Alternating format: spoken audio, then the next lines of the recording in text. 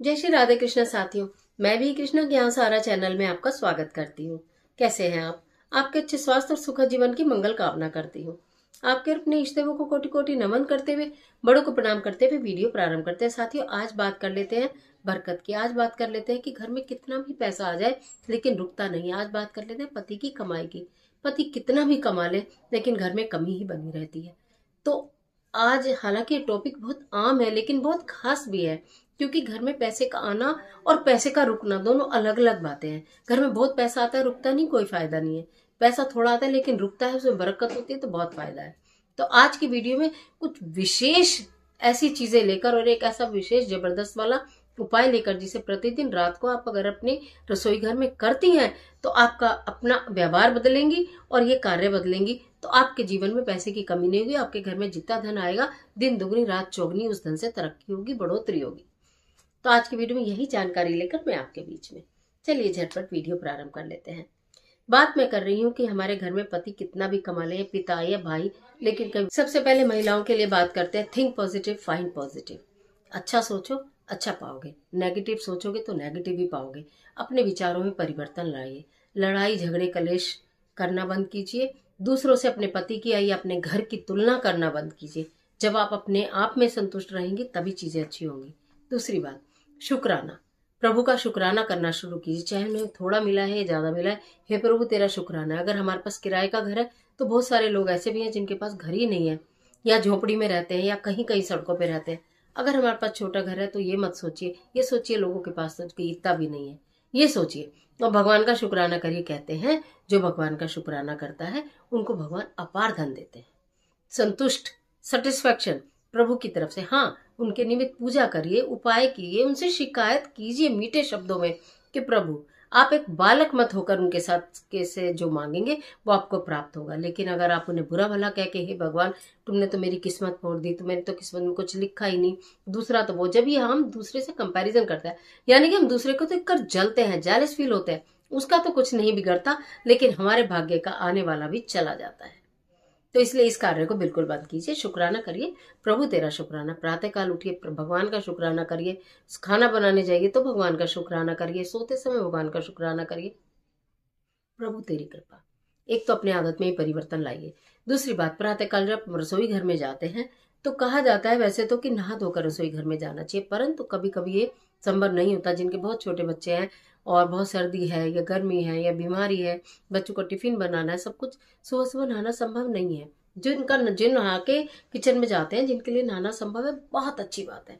लेकिन जिनके लिए संभव नहीं है वो ब्रश करें, हाथ मुंह धोकर और फिर अपनी किचन में प्रवेश करें।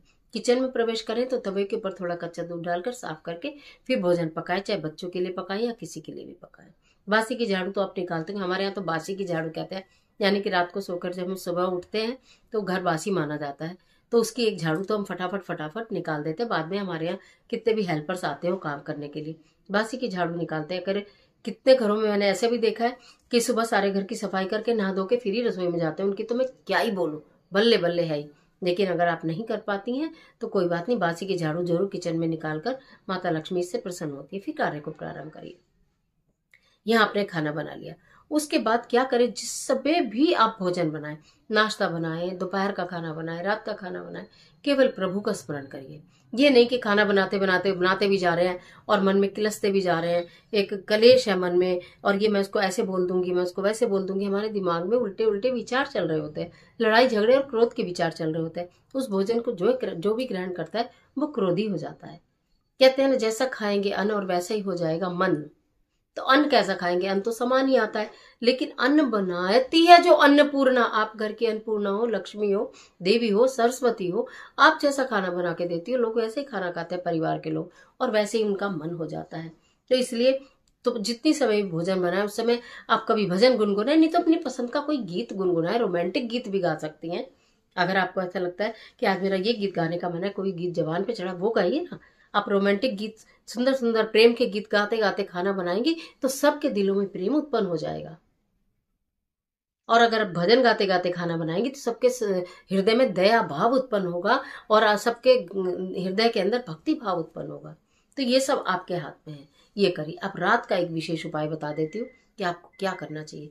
जब आप सोएं सोने से पहले आप किचन तो साफ जरूर करती होंगी, चाहे आप बर्तन साफ करती हूँ या ना करती हूँ, किचन को तो अपना सुथरा करके छोड़ती होंगी।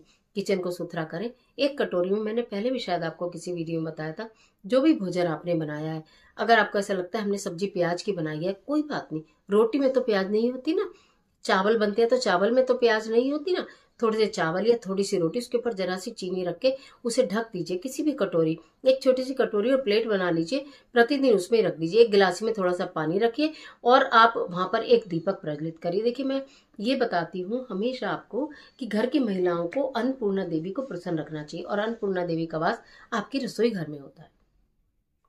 तो रात को आप घी का दिया जला दो, छोटा सा मिट्टी का दिया एक बना लो, या मेटल का दिया, पीतल का जो होता है वो आप ले लो, प्रतिदिन उसे साफ करके जलाओ, उसके अंदर गोल बाती लगाओ और वो दीपक जला के, जल रख के, भोजन रख के, हाथ जोड़ के प्रणाम करने के बाद आप अपनी रसोई को विराम देके अपने बेडरूम में जाती हैं, तो आप मेरे से लिखवा लो, 1000% लिखवा लो, 100% लिखवा लो, 100% लिखवा लो, ऐसा हो नहीं सकता कि आपके घर में धन का अभाव हो जाए।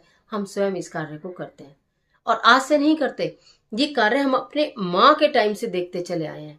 जब हमारी माँ इस कार्य को करा करती थी और ये बोलती थी, वो ये नहीं कहती थी बस काम निमट गया, काम खत्म हो गया, रसोई निमट गई ना। अब तो बहुत उल्टे सीधे शब्द हम इस्तेमाल करते हैं, लेकिन नहीं, वो ये बोलती थी अब मेरी रसोई का विराम हो गया। जैसे कथा को विराम देते हैं ना, रसोई को एक मंदिर माना जाता था, तो अब मेरी रसोई का विराम हो गया। और वो हमेशा जो भी भोजन बनाती थी, थोड़ा सा भोजन ढक के रखती थी, गिलासियों में पानी और दीपक, माँ अन्नपूर्णा रात को ग्रहण कर लेंगी। ऐसे भाव मन में लीजिए। मतलब मैं आपको अपना सेल्फ का एक्सपीरियंस बता रही हूँ कि हमारे घर में कभी अन्न धन की, किसी चीज की, ईश्वर की कृपा से कभी कमी नहीं रही, और सदैव घर की महिलाएं इन कार्य को करती चली आई हैं। इसलिए आज वीडियो बनाते बनाते मुझे याद आ गया, मैं अचानक बोलती जा रही हूँ, मुझे नहीं मालूम है आपको कितना समझ आ रहा है, लेकिन मैं वही बातें बता रही हूँ जो हमने अपने जीवन में देखी हैं और सफल होते हुए देखी हैं। तो इस कार्य को जरूर करिए। एक और बात, आपके पति अगर आपको पैसा लाकर देते हैं कमाकर, बहुत अच्छी बात है, नहीं देते तो आपके पास सोर्स ऑफ इनकम जो भी कोई हो, चाहे वो आपको पॉकेट मनी देते हो, तो आप एक काम करना शुरू करिए, उस पैसे में से कुछ अंश, मैं ये नहीं कहती कि आप 1000, 2000, 5000 खर्च करो, एक महीने में 10 रुपए भी खर्च करो, 10 रुपए की खट्टी मीठी टॉफी लाके बच्चों को बांट दो, बिस्किट का पैकेट लेके दे दो, कोई फ्रूट लेके दे दो। आज 10 कर, किसी महीने 10, किसी महीने 20, किसी महीने 50 रुपए, अपने ऊपर तो जाने हम कितने खर्च करते हैं। उसमें से, पति की कमाई में से कुछ भी थोड़ा सा पैसा किसी जरूरतमंद के लिए खर्च करना प्रारंभ कीजिए। आप ये देखेंगे आपको जरूरत नहीं पड़ेगी, किसी की जरूरत नहीं पड़ेगी। और इसके साथ साथ आप ये भी कर सकते हैं कि आपके यहाँ मेड आती हैं, कुछ आती हैं, बीमार है, उसको दवाई ला कर दे दी, ठीक है ना, उसको दवाई ला के दे दी, किसी के घर में राशन डलवा दिया, कभी जरूरत है, किसी के घर में सब्जी पहुंचा दी, उसे जरूरत है, अरे दाल सब्जी नहीं है, रोज मतलब आलू से रोटी खा रहे हो, दाल नहीं है, कभी 1 किलो दाल कितने की, 100 रुपए की, 80 रुपए की, 125 रुपए की मैक्सिमम दाल आ जाएगी, दाल भिजवा दी 1 किलो। मतलब कहने का एहसान भी नहीं, दान भी नहीं। आप इस चीज में अंतर समझिए, एहसान भी नहीं, दान भी नहीं, स्वेच्छा से लो, बना लेना घर में, खा लेना तुम लोग, कोई दिक्कत नहीं।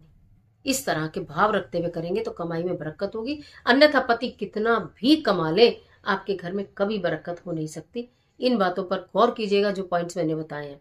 इनके विपरीत अगर आप काम करते हैं, यानी कि गंदे मुंदे रसोई में चले जाते हैं, यानी कि गंदी मुंदी रसोई छोड़ देते हैं, यानी कि लड़ाई झगड़े कलेश करते हैं, यानी पति से भी लड़ते हैं, बच्चों से भी लड़ते हैं, खाना बनाते समय बुड़ बुड़ बुड़ बुड़ बुड़ करते हैं, चकला भी आवाज कर रहा है, बेलन भी आवाज कर रही है, आप भी आवाज कर रहे हो, इस तरह से बुड़ बुड़ करके खाना बनाते हैं, उसका कोई भी फायदा नहीं, और माता अन्नपूर्णा उल्टा नाराज हो जाती है।